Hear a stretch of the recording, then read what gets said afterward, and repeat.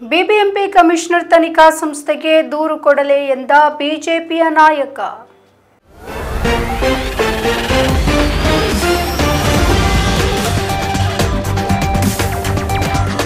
ಬೃಹತ್ ಬೆಂಗಳೂರು ಮಹಾನಗರ ಪಾಲಿಕೆ ವ್ಯಾಪ್ತಿಯಲ್ಲಿ ಈ ಹಿಂದೆ ಎಂದೂ ಕೂಡ ನಡೆಯದಷ್ಟು ದೊಡ್ಡ ಮಟ್ಟದಲ್ಲಿ ಭ್ರಷ್ಟಾಚಾರ ನಡೆದಿದೆ.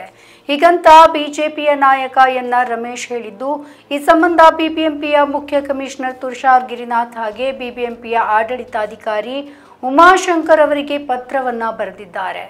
ಮಹಾಪೌರ ಪದ್ಧತಿ ಜಾರಿಗೆ ಬಂದ 76 ವರ್ಷ ಪಾಲಿಕೆಯ ಇತಿಹಾಸದಲ್ಲಿ ಹಿಂದೆಂದೂ ಕಂಡು ಕೇಳರಿಯದ ಪ್ರಮಾಣದಲ್ಲಿ ವ್ಯಾಪಕ ಭ್ರಷ್ಟಾಚಾರಗಳು ಹಾಗೆ ಅಕ್ರಮಗಳು ನಡೆದಿದೆ ಎಂದು ಆರೋಪಿಸಿದ್ದಾರೆ. ಬಿಬಿಎಂಪಿಯ ನಗರ ಯೋಜನಾ ಇಲಾಖೆ, ರಸ್ತೆಗಳ ಮೂಲಭೂತ ಸೌಕರ್ಯ ಇಲಾಖೆ, ಯೋಜನಾ ಇಲಾಖೆ, ರಾಜಕಾಲುವೆ, ಘನತ್ಯಾಜ್ಯ ನಿರ್ವಹಣಾ ಇಲಾಖೆ, ಕಲ್ಯಾಣ ಇಲಾಖೆ ಮತ್ತು ಆಡಳಿತ ಇಲಾಖೆಗಳಲ್ಲಿ ವಿವಿಧ ಕಾಮಗಾರಿ ನಡೀತಾ ಇದೆ. ಈ ಎಲ್ಲ ಕಾನೂನು ಬಾಹಿರ ನೈತಿಕ ಚಟುವಟಿಕೆಗಳು ತಮ್ಮ ಪರೋಕ್ಷ ಸಮ್ಮತಿಯ ಮೇಲೆ ನಡೀತಾ ಇದೆ ಎಂದು ಗುಟ್ಟಾಗಿ ಉಳಿದಿಲ್ಲ ಎಂದು ಎನ್.ಆರ್. ರಮೇಶ್ ಹೇಳಿದ್ದಾರೆ.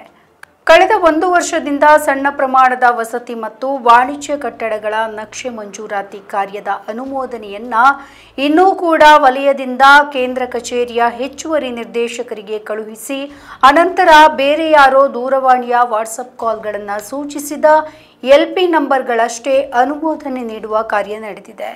ಪಾಲಿಕೆಯ ಯಾವುದೇ ಇಲಾಖೆಯ ಈ ಕಡತಗಳು ಕೂಡ ಸೇರಿದಂತೆ ಯಾವುದೇ ಕಡತಗಳನ್ನು ಸಂಬಂಧಪಟ್ಟ ಅಧಿಕಾರಿಯನ್ನ ಹೊರತುಪಡಿಸಿ ಬೇರೆ ಯಾವುದೇ ಖಾಸಗಿ ವ್ಯಕ್ತಿಗಳು ಅದನ್ನು ನೋಡಲು ಅವಕಾಶ ಇಲ್ಲ. ಆದರೆ ನಿತ್ಯ ಬಿಬಿಎಂಪಿ ಕಚೇರಿಯಲ್ಲಿ ನಗರ ಯೋಜನೆಯ ಜಂಟಿ ನಿರ್ದೇಶಕರು ಹಾಗೆ ಉಪನಿರ್ದೇಶಕರ ಕಚೇರಿಗಳಿಗೆ 8ಕ್ಕೂ ಹೆಚ್ಚು ಖಾಸಗಿ ವ್ಯಕ್ತಿಗಳು ಮತ್ತು ಪ್ರತಿ ವಲಯದಲ್ಲೂ ಕೂಡ ಜಂಟಿ ನಿರ್ದೇಶಕರು, ಸಹಾಯಕ ನಿರ್ದೇಶಕರು ಕಚೇರಿಗೆ ಆಗಮಿಸುತ್ತಾರೆ. ಆಯಾ ದಿನ ನಕ್ಷೆ ಮಂಜೂರಾತಿಯನ್ನ ಕೋರಿ ಆನ್ಲೈನ್ನಲ್ಲಿ ಸಲ್ಲಿಕೆಯಾಗುವಂತಹ ಪ್ರಾರಂಭಿಕ ಪ್ರಮಾಣ ಪತ್ರವನ್ನು ಕೋರಿ ಸಲ್ಲಿಕೆಯಾಗುವ ಅರ್ಜಿಗಳು ಹಾಗೆ ಸ್ವಾಧೀನ ಅನುಭವ ಪತ್ರಗಳನ್ನು ಕೋರಿ ಸಲ್ಲಿಕೆಯಾಗುವ ಅರ್ಜಿಗಳನ್ನು ಖುದ್ದು ಪರಿಶೀಲನೆ ಮಾಡಿ ಅದರ ವಿವರಗಳನ್ನು ಬೇರೆಡೆಗೆ ತೆಗೆದುಕೊಂಡು ಹೋಗ್ತಾ ಇದ್ದಾರೆ ಎಂದು ಗಂಭೀರ ಆರೋಪವನ್ನ ಮಾಡಿದ್ದಾರೆ.